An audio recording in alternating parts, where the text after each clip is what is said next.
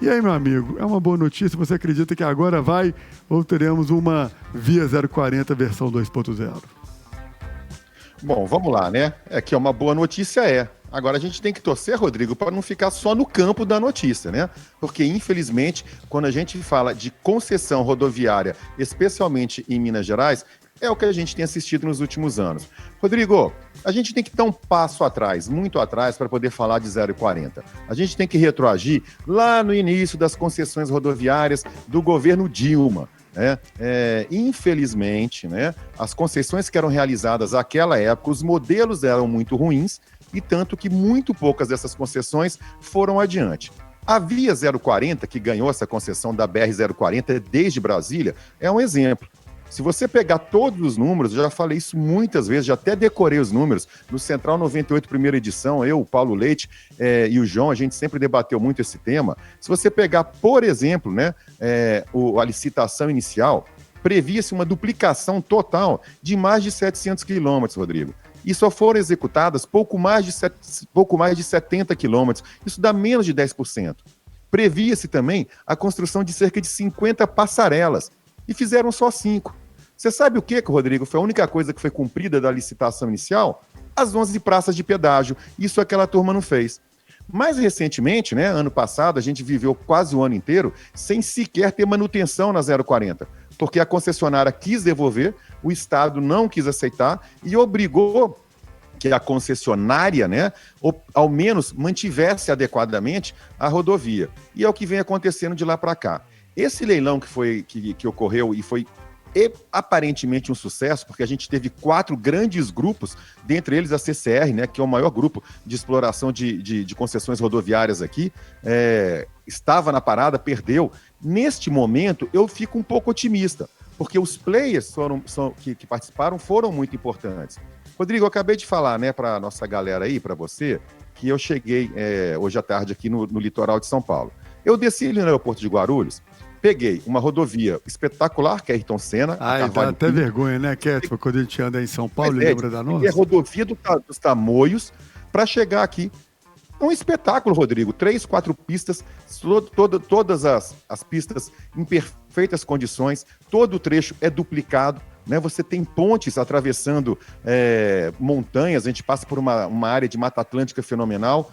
E é evidentemente que você tem um valor a pagar por isso, dá cerca de R$40 de pedágio para pouco mais de 170 quilômetros. A grande dificuldade, Rodrigo, e neste caso específico deste trecho em Minas, talvez isso não ocorra, a grande dificuldade das estradas mineiras não é a questão de pedagiar, porque isso é fácil, mas é o fluxo de carro, e o fluxo de carga é muito pequeno. Aqui em São Paulo, você tem a Castelo Branco, você tem a própria Ayrton Senna, você tem Anchieta, você tem Imigrantes, você tem outras rodovias, porque o fluxo é muito grande. Então você cobra pedágio, você tem muitos carros e caminhões trafegando, você arrecada dinheiro suficiente para fazer os investimentos. Em Minas, não. Mas esse trecho específico é um trecho muito movimentado. Então, só por isso, tá, Rodrigo? É que dessa vez eu tô otimista. Muito bem, gostei. Acho que a gente fica sempre mais fofo quando a gente começa o programa otimismo. É difícil, mas é raro, mas acontece. Gente, adicionando informações relacionadas ao que o consórcio prevê nesta nova etapa de relicitação, são 14 quilômetros de ciclovia, além da duplicação, obviamente, de 164 quilômetros de pista e a inclusão de faixas adicionais em outro trecho de 42 quilômetros, há mais 14 quilômetros de ciclovia, 57 pontos de ônibus.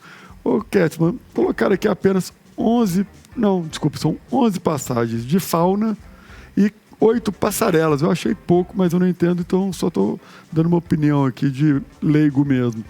A possibilidade da implantação do pedágio eletrônico chamado Free Flow, que também está prevista, que eu acredito que seja aquele pedágio que vai pela placa e que você não perde tempo parando e dando aí o dinheiro. E, gente, que é uma coisa tão antiga, né? A gente, quando para no pedágio, é obrigado a pagar com dinheiro. A gente lembra na época de Napoleão, quando ele usava os cavalos para fazer isso, quando ele ia sair da França, passando por aquela região lá, próxima à Espanha e tal. E aí, Ketman, eu faço aqui uma provocação. Você falou sobre as estradas de São Paulo. Minas Gerais, além de ter um esquecimento do governo federal de longa data, de décadas, sofre também com a própria via que é utilizada bastante pela mineração.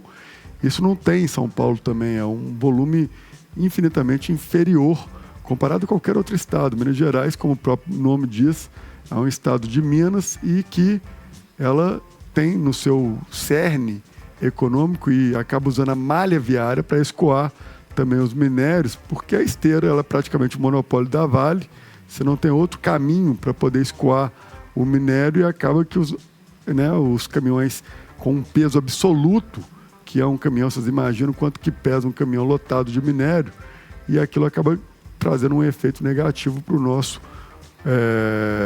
asfalto, que também não é lá essas coisas. Nosso asfalto ele é considerado o segundo pior do mundo, eu acredito. É um número muito bizarro. A gente nem pode chamar o que a gente tem aqui de asfalto, que é uma casquinha. Mas quando é feito uma licitação da forma como está sendo proposto, eles são obrigados a fazer algo com uma qualidade melhor, porque também será deles a responsabilidade para fazer a manutenção. Ketman, é isso mesmo. Acho que a gente matou o tema. Você tem algo a adicionar sobre o tema? Falar também sobre o valor, né? É um valor que está previsto de 8,7 bilhões de reais, sendo 5 bilhões em investimento e 3,7 bilhões em custos operacionais. É uma concessão de 30 anos. Pois é, dentro desse conceito, Rodrigo, você falou um negócio que é muito interessante, né? Porque a maioria dos usuários, eles querem o seguinte: olha, eu quero trafegar numa estrada boa e segura. E uma parte desses usuários até admitem pagar um pedágio, ainda que caro, desde que eles tenham essa segurança. Mas você tocou num ponto que é fundamental, né? É o tipo de carga, principalmente, que a gente tem na região metropolitana de Belo Horizonte, no entorno, na saída de Belo Horizonte, por causa dos caminhões de minério. Rodrigo, as estradas paulistas, é claro, elas também têm um tráfego de carga muito pesado. Se você pegar Bandeirantes e Anchieta, que vão para Santos, elas sofrem também com peso. Você imagina, são carretas com contêineres imensos, né?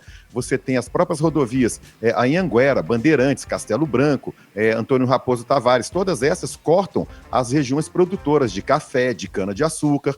Isso também tem muito peso. A grande questão é: todas essas rodovias são muito bem fiscalizadas. Você tem praças de pedágio, você tem praças de balança muito rigorosas, com fiscalização, que mantém os caminhões, as carretas dentro do peso. Isso a gente não tem, Rodrigo, no entorno de Belo Horizonte. As carretas, elas trafegam livremente, com excesso de carga, sem manutenção adequada. A gente sabe que é assim.